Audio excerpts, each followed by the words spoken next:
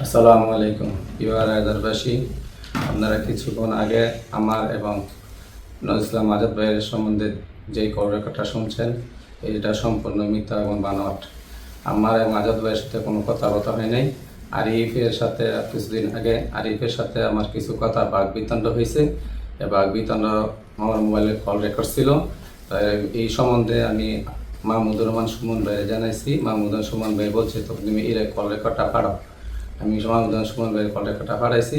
Call রেকর্ডটা পাঠানোর পরে মাহমুদুর সুমন ভাই এডিটের মাধ্যমে আমার এবং আজাদ ভাইয়ের সম্বন্ধে মানহানিকর বক্তব্য এবং মিথ্যা বানোয়ার বক্তব্য সম্বন্ধে অপপ্রচার চালাইছে।